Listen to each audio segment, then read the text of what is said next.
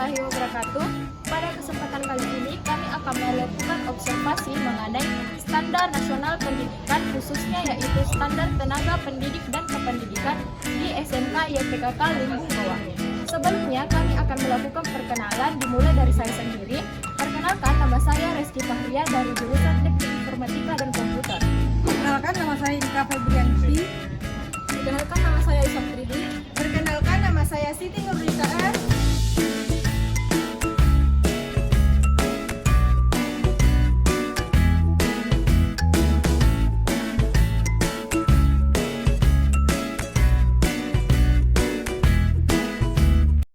Tugas pokok saya di sini adalah guru. Tugas pokok. Tugas tambahan adalah wakil kepala sekolah bidang kurikulum.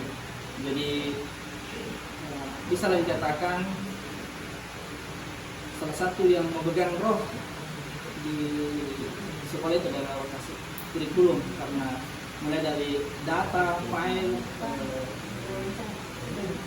dan lain-lain itu dimiliki oleh seorang lokasi kurikulum. Jadi nama saya Ruslan Ayen, makanya anak saya ada airnya karena saya Ruslan.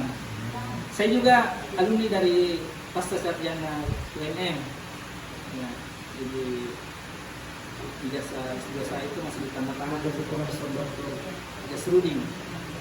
Ya, dan dosen-dosen saya sampai bakal semua. Habis itu. Cukup ya?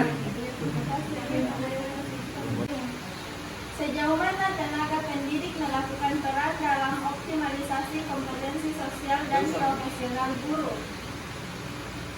Oh iya, jadi bagaimana tenaga pendidik itu mengoptimalkan fungsi-fungsi sosial dan profesional. Jadi tugas pokok guru itu adalah mendidik, membina, dan membimbing. Tentunya orientasinya adalah mengoptimalkan tujuan-tujuan pendidikan, baik tujuan pendidikan yang berskala sekolah maupun tujuan pendidikan yang berskala nasional sesuai dengan tuntutan sistem undang-undang sistem pendidikan nasional.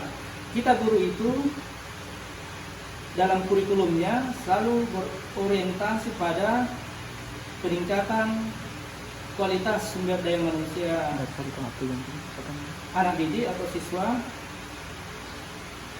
yang tujuannya bagaimana siswa itu mampu menerapkan dalam kehidupan sehari-harinya, baik dalam lingkungan sekolah maupun lingkungan rumah dan masyarakat, kecerdasan sosialnya dan profesionalisme seorang siswa dalam melaksanakan tugas-tugas sebagai seorang siswa. Profesional dalam skala siswa itu tentunya orientasinya adalah kedisiplinan, ketekunan, dan kejujuran. Karena siswa itu kan bukan pekerja, bukan tenaga kerja, tapi dia pelajar.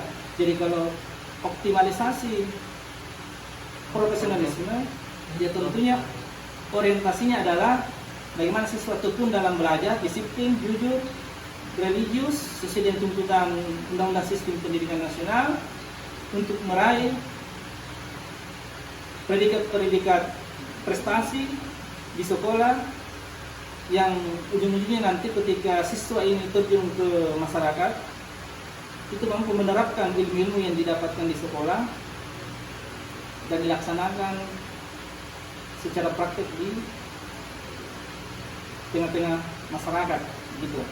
Kemudian optimalisasi sosial, tentunya siswa ini adalah makhluk sosial yang sangat tergantung kepada lingkungannya, sehingga siswa itu harus bisa memiliki sifat-sifat simbiosis. Apakah itu simbiosis mutualisme, simbiosis parasitisme, dan simbiosis komensalisme. Dan dari antara tiga hubungan sosial itu, yang tentunya siswa yang harus tidak dilaksanakan itu adalah simbiosis parasitisme, karena di situ akan memunculkan sifat-sifat individual dan merugikan apakah teman kelas secara khusus dan teman-teman sekolah secara umum. Jadi dari hubungan sosial itu yang harus dimiliki siswa adalah bagaimana siswa menerapkan hubungan yang baik, interaksi sosial yang baik dengan masyarakat sekolah, guru, kepala sekolah, tata usaha, dan siswa itu sendiri. Gitu ya. Ini ada pertanyaan selanjutnya. Apa korelasi langsung tenaga pendidik dalam upaya mewujudkan kompetensi sosial dan emosional? Kalau berbicara tentang korelasi, tentunya sangat korelatif, ya, karena siswa dan guru itu adalah sama-sama warga sekolah yang harus senantiasa selama dalam proses belajar mengajar itu harus ada interaksi, korelasi yang saling menguntungkan. Yang saya bilang tadi itu simbiosis mutualisme, saling menguntungkan. Jadi guru mendidik, membina dan mengajar siswa, apakah itu di dalam kelas maupun di luar kelas, di dalam lingkungan sekolah, bertujuan untuk bagaimana siswa itu cerdas, memiliki kecerdasan sosial, dalam hal ini kecerdasan intelektual dan kecerdasan emosional. Karena tujuan pendidikan sekarang itu adalah bagaimana membentuk karakter siswa atau karakter building. Siswa itu selain menuntut ilmu pengetahuan, siswa dituntut sekarang sesuai dengan kurikulum terbaru ini bagaimana siswa itu memiliki karakter yang paling adalah memiliki sifat-sifat religius, kedisiplinan, kejujuran, ketekunan, dan lain-lain yang terfitrah dalam jiwa manusia sebagai ciptaan Allah Subhanahu wa Ta'ala. Pertanyaan berikutnya.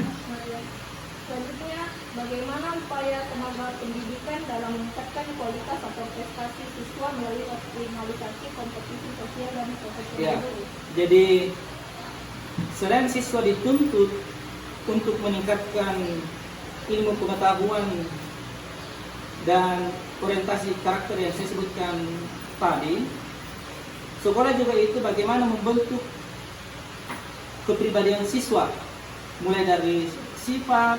Jadi ada 6 kepribadian siswa itu yang harus dimiliki. Sikap, yang kedua sifat, yang ketiga perilaku, yang keempat tipe, yang kelima minat, dan yang keenam adalah bakat. Bisa 7 temperamen. Ada antara itu ada bakat minat. Jadi bagaimana kita ini pendidik, tenaga pendidik dan tenaga kependidikan di sekolah, mulai dari kepala sekolah sampai pada guru-guru dan tata usaha, memberikan pembelajaran yang berorientasi pada kewirausahaan atau entrepreneur, ya. Jadi siswa itu harus selain memiliki ilmu pengetahuan, apakah itu seni budaya, ya, fisika, kimia, dan lain-lain, siswa juga harus memiliki bakat dan minat, keterampilan, skill yang bisa dipakai dalam setiap kompetisi-kompetisi kesiswaan yang bertujuan untuk meningkatkan prestasi siswa secara umum. Ada lagi? Bagaimana mengukur sejauh mana kompetensi sosial dan profesional yang dimiliki guru? Ya, ada pembimbingan, ada pembinaan yang continue, yang terus menerus, yang step by step yang kita berikan sesuai dengan minat dan bakat siswa. Kalau siswa itu memiliki kompetensi di bidang seni, kita tenaga pendidik harus mengembangkan seni dalam jiwa siswa tersebut sehingga bisa berkompetensi untuk di bidang kesenian. Kemudian di bidang lain juga ada lomba bulu tangkis, lomba kimia, dan lain-lain. Itu tugas guru untuk membimbing dan membina siswa agar memiliki kompetensi-kompetensi itu. Tentunya dengan berbagai metode dan media yang kita lakukan bisa indoor, bisa outdoor, bisa juga dengan mengunjungi, membawa siswa secara outdoor di luar sekolah, mengunjungi lembaga-lembaga dunia usaha, dunia industri untuk meningkatkan kompetensi siswa. Apalagi kita SMK, memang sudah lama kita bekerja sama dengan dunia usaha, dunia industri, dan dunia kerja. Dan orientasi SMK itu adalah siswa mampu bekerja setelah tamat dari SMK. Jadi itu yang saya sebutkan tadi. Orientasi pendidikan SMK itu selain untuk peningkatan ilmu pengetahuan, juga meningkatkan minat dan bakat siswa. Betul? Semua itu? Iya, Pak. Oh iya. Pertanyaan selanjutnya itu bagaimana cara menyatukan antara tenaga pendidik dan tenaga kependidikan melalui kompetensi sosial dan profesional? Gimana? Bisa ya. Bagaimana cara menyatukan antara tenaga pendidik dan tenaga kependidikan melalui kompetensi sosial dan profesional? Sebab keduanya saling berkaitan, namun pada kenyataannya seringkali tidak. Oh iya. Jadi saya pertegas dulu, tenaga pendidik itu adalah guru, tenaga kependidikan itu adalah tenaga administrasi di sekolah, yang biasa kita sebut tata usaha. Ini harus sinkron di lembaga manapun, apalagi di lingkungan sekolah.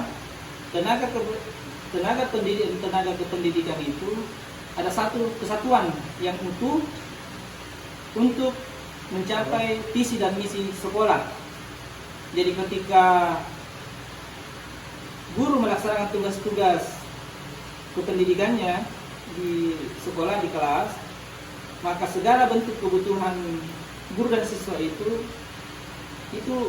wajib disiapkan oleh tenaga kependidikan atau tenaga administrasi, apakah itu alat tulis kantor, media-media pembelajaran seperti LCD, laptop, dan lain-lain. Dan alhamdulillah di sekolah kita ini sudah cukup lama hubungan yang baik itu, hubungan simbiosis yang baik antara tenaga pendidik dan tenaga kependidikan.